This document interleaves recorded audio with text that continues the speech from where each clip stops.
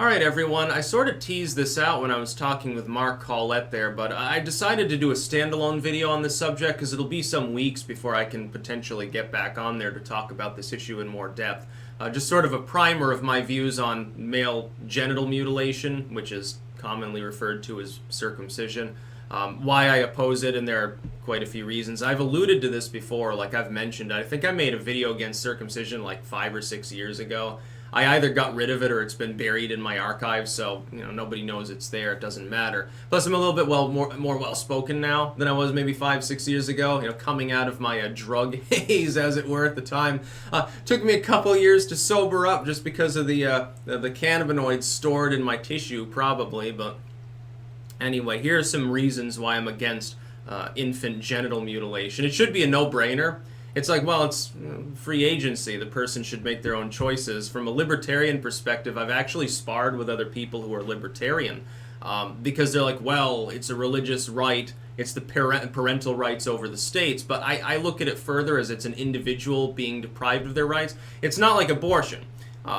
You say, well, that violates the human rights too. Well, you can actually have a debate over whether an undifferentiated mass of cell tissue at 2 months has personhood, has agency of some constitutional method, but you can't really argue that someone who's already been born doesn't have certain rights. Now, of course, like, full constitutional rights don't extend to children. Like, they can't vote.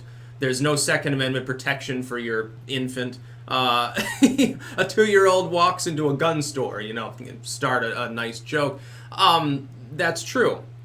But as far as not being tortured, and I would think that this would fit the definition of torture. Yeah, I don't think that people should be tortured. I think it falls under cruel and unusual punishment a little bit too. Here's what I would say. Circumcision itself, you want to be circumcised or whatever, that's fine. For instance, I'm circumcised. I have no problem with that. But it should have been my choice. I shouldn't have been put through that involuntarily. There is no actual established health benefit. This is the big lie that I hate the most. I don't even hate it so much when people make like a religious argument. They're like, well, it'll trample on my First Amendment rights as I'm like, an evangelical, a Jew or something. I have the right to circumcise. Okay, make that argument if you want. We can have a debate over it. That I don't agree with you. I think you're totally fucking crazy, but we can have a debate over that fact. But when you lie straight up and start giving me some Christian Science University study that says that it reduces the rate of AIDS, which is a bunch of bullshit. In some cases, I'm looking at these so-called studies and I'm trying to find out, like, information. What's the school like? The individual who concocted this study, how was it actually tested? And it's like, you jump through hoops trying to find this information, and, half the time you find some church-sponsored study. The Jesus Health Institute of Acupuncture decided to commission a study of phimosis reduction in circumcised males over the first 30 years of their life, and it determined that circumcision was healthy and beneficial. The idea of it having health benefits, this particular mythology, I've actually edited books within the realm of the occult, because it overlaps with eugenics, that speak about this from like the Victorian era. The initial claim was that it would prevent insanity by preventing masturbation. The idea was that if you reduced the tissue that was there, it would make it less pleasurable, and therefore self-abuse, which is what they termed it, wouldn't happen. They thought, and I've read these claims, they thought that if a boy played with himself, it would cause potentially insanity, aggression, lower intelligence, lower virility, like, when he actually ends up with a female, he'll have problems, homosexuality. I mean, the list goes on. A spinal deformity. I kid you fucking not. I edited a book a few months ago that had a whole section on this. I can't remember which one it was. And it was talking about, like, it would deform your bones and cause lung problems and encourage disease, lower your immune system. And keep in mind, this is an era in which germ theory isn't even fully fleshed out yet. So, again, keep that in mind with the health benefits of circumcision. Third is simply it's superstitious fucking bullshit. The idea that some cave people thousands of years ago were contacted by an invisible ethereal entity who told them to chop off a chunk of their child's cock is pretty weird to me. The idea of a religious exception for that reason is also weird. So you're saying, it's okay if I abuse my kids because my God commanded it. Well, what if your God tomorrow decides to deliver another testament and a cult springs up saying that we have the right to chop our kids' fingers off because it'll prevent finger cancer? And the other thing with the health benefits, okay, circumcision can help with phimosis, like some urethral problem, I believe. It can help with infections of the foreskin, because there's no foreskin anymore. That's like me saying, well, my nose hairs got long and they tickle my nose, so I'm going to be like Michael Jackson. I'm just going to fucking cut my nose off. No more nose hair problem. Yeah, but that doesn't make any sense. The treatment is worse than the disease. It's a fucking point. Oh yeah, it's okay if you leave your infant's cock a bloody mess, and by the way, some of the rituals associated with that go way beyond just the medical setting, and I'll get into that as well and how creepy that is. It's okay to watch my infant scream in pain as I have the doctor slice off a piece of tissue for no actual established reason, because there's a tiny reduction in some health problem potentially down the road. I didn't want my child to get thumb cancer, so I had their thumbs docked. Do you think that would fly as a medical argument? Because it's basically the same fucking shit. Why don't you learn how to wash behind their foreskin if you're worried? Oh, my first child was circumcised, never had any problems. The second one was uncircumcised, and he kept getting sores on his cock. Well, maybe you should familiarize yourself with proper bathing. It doesn't seem to affect many adults. You do realize most of the world's population is not circumcised, correct? You make the same claim about females. Oh, well, I had these big labia, but then I had them cut off and it makes it easier to clean. Yeah, but if you were to argue, hey, I've got a right to have my kid's labia docked, no medical professional would possibly make that argument. No sane person would make that argument, and there are religious cults that do, and they're not sane. Maybe Elon Omar is into that sort of thing, but yeah, I don't think we need that in the enlightened world. Look, their founders would have laughed at it. Circumcision enters the U.S. because of eugenics, because of an adaptation of the mythology of the time as it being medically beneficial. But it's not. That's the secret. These studies are usually bullshit. And some people say, well, some people I've seen them claim that it's like anti-Semitic. Well, you just hate Jews. No, there are other groups of people that circumcise. It has nothing to do with that. Most of the people in the U.S. that are circumcised are Christians.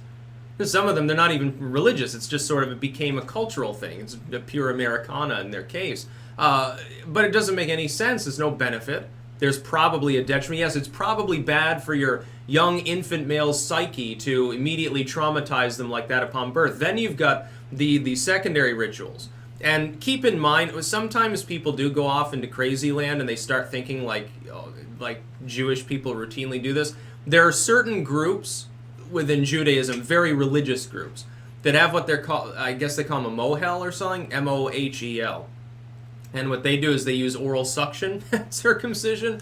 I'm trying to establish what possible health benefit this could have, since we've got some stories about them giving herpes to infants.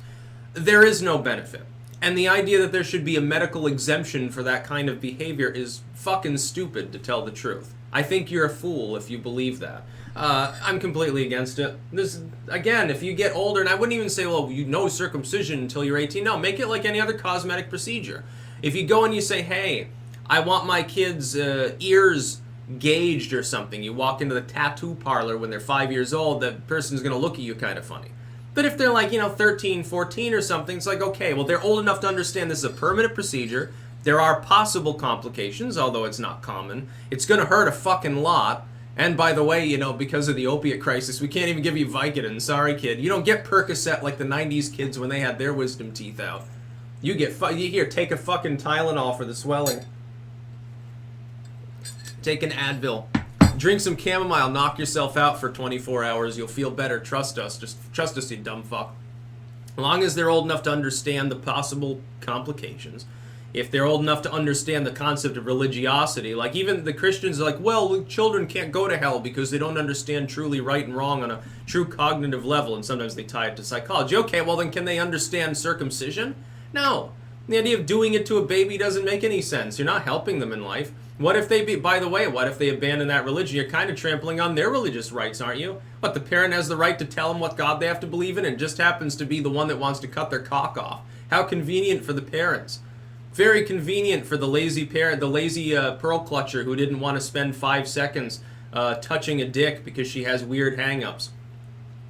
Oh my God, my child will get sore. No, they're probably not going to get sores. It's a whole point. 99% of the time it'll be fine. Why even practice infant circumcision? It's just a weird practice, a weird ritual. And it is, it's just a religious ritual. oh, but it took place in a hospital with Jimmy, so it's not religious. Well, if you don't have a religious reason to perform it, then why get it? And it's even weirder when doctors, like, they'll come out and recommend that and say, well, I think it's healthy because I saw a study that said it reduced the transmission of AIDS. You know, there are other ways to reduce AIDS transmission. You could use a condom. You could try not having sex with people with AIDS. It works. But people, I guess, they don't want to do that. They would rather mutilate someone's penis for no apparent reason whatsoever. And some, by the way, some activists, they get like really, really in your face about it. I don't think that that's the way forward is just to enlighten people as to the stupidity of some of the claims of people who think that circumcision is necessary or proper. They make all these claims about the health benefits. Get a proper source. And where's your source? And no, I'm not going to read through 500 pages of analytical lawyer speak bullshit. I want the actual synopsis of this study. I want to know what methodology was used. Give me an actual write-up. Something that's like 5-6 pages, something that's actually digestible in understandable language. Most of the time they'll fail. And most of the time when they tell you about anything that does have health benefits, it's related to something that's totally topical. Oh, phimosis reduction. Okay, well, a big problem for a handful of people. I think people generally should exercise bodily autonomy, and I don't believe in governing people's health decisions based on a bunch of primitive superstitions, which is exactly what organized religion tends to be. That's about all. Peace out.